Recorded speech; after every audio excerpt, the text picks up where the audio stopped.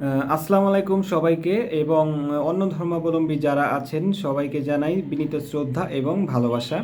আমি আকাশ চলে এসেছি আপনাদের মাঝে আরও একটি ভিডিও নিয়ে। আজকে কিন্তু খুবই খুবই খুবই গুরুত্বপূর্ণ একটি টপিক নিয়ে আপনাদের সাথে আমি আলোচনা করব। সেটা হচ্ছে আপনি অল্প দিনে কিভাবে কোরিয়ান ভাষায় পাস করতে পারবেন বা রোস্টার মার্কে ঢুকতে পারবেন খুবই অল্প সময়ে। আপনি 1.5 থেকে 2 মাসের ভিতরে কিভাবে পরীক্ষা দিয়ে আপনি এখান থেকে ফুল মার্কস বা 200-এর মধ্যে আপনি 180 মার্ক পেতে পারেন, সেই বিষয়ে আমি আপনাদের আজকে স্পষ্ট ধারণা দেওয়ার চেষ্টা করব হচ্ছে আমার বাস্তব অভিজ্ঞতা থেকে।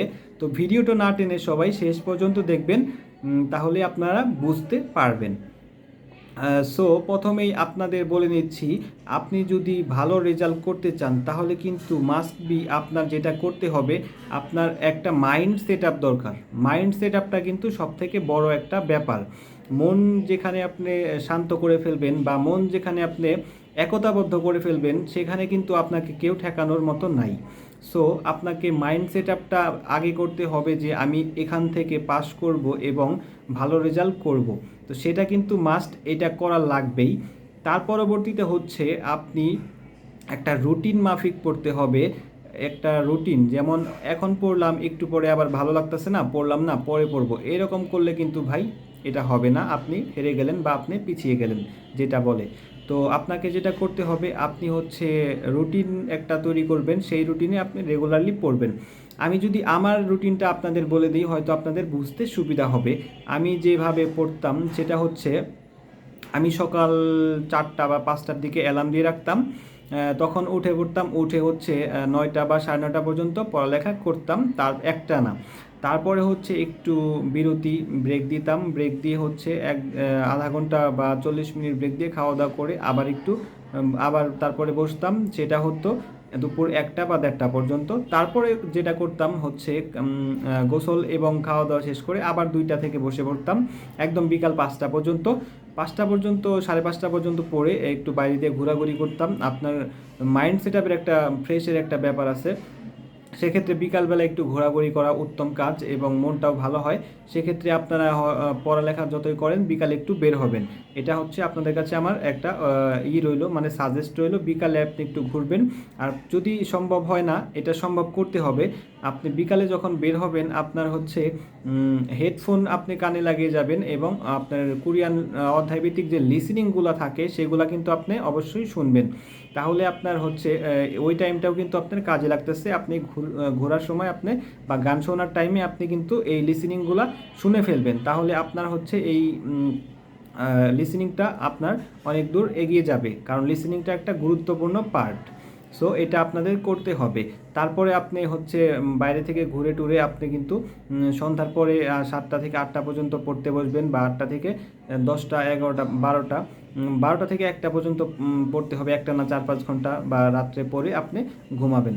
এইভাবে যদি আপনি প্রতিদিন রুটিন করে পড়েন এবং আপনার মাইন্ডটা যদি সেট থাকে যে আমি পাস করে বের হব, তাহলে কিন্তু ভাই আপনাকে কেউ আটকাতে পারবে না। এটা আমি আকাশ আপনাদের বলে দিচ্ছি, কারণ আমি 1 মাস 10 দিন সময় পেয়ে আমি কিন্তু রোস্টার মার্কে ঢুকেছি এবং পাশ করতে পেরেছি আপনাদের দোয়া এবং ভালোবাসায় বা উপরওয়ালার দোয়াতে। ঠিক আছে, তাহলে কিন্তু সম্ভব হতো না। আমি এটার জন্য ফুল ক্রেডিট দেব আমি উপরওয়ালাকে।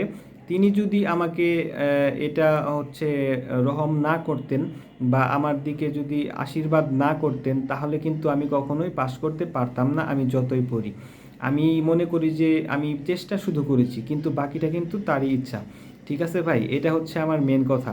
তো আপনারা, আমি মনে করি যে পড়বেন তো মাস্ট বি, কিন্তু হচ্ছে আবার আরেকটা কাজও মাস্ট বি করতে হবে। সেটা হচ্ছে আপনি মুসলমান হলে আপনি 5 ওয়াক্ত নামাজ পড়বেন। 5 ওয়াক্ত নামাজ পড়ে আপনি হচ্ছে ওনার ইবাদত করবেন, বা আপনি আরেকটা কাজ করতে পারেন, ফজরের নামাজের আগে বা ভোরবেলায় যখন নামাজ পড়তে যাবেন তার আগে ওনার স্মরণ করবেন, ওনাকে ডেকে ডেকে আপনি কান্না করবেন।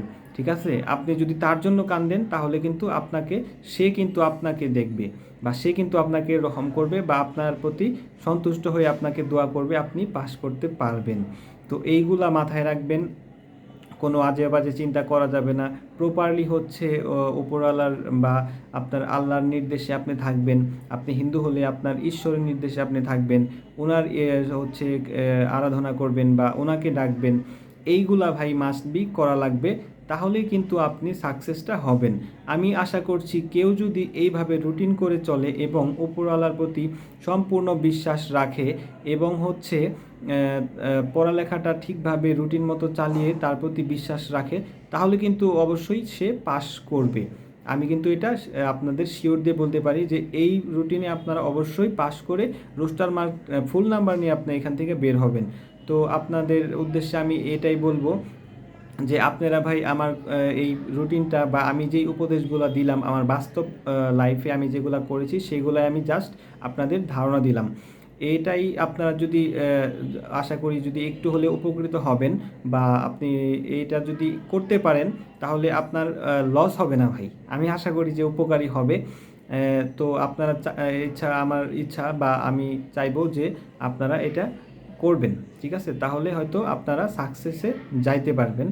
আর লাস্ট মুহূর্তে আরেকটা কথা বলবো যে এখানে হচ্ছে আপনি পড়ালেখার পাশাপাশি যেমন ধৈর্য রাখতে হবে, চেষ্টা রাখতে হবে, তেমন পড়াশোনার মাঝে টেকনিকটাও রাখতে হবে। আপনি শব্দ অর্থ পড়বেন টেকনিক সহকারে, টেকনিক ছাড়া পড়লে কিন্তু লাভ নাই, ঠিক আছে? গরু রচনা করলে কিন্তু হবে না, শুধু মুখস্থ করলে হবে না, আপনাকে মাস্ট বি প্রত্যেকটা ওয়ার্ডের টেকনিক সহকারে পড়তে হবে।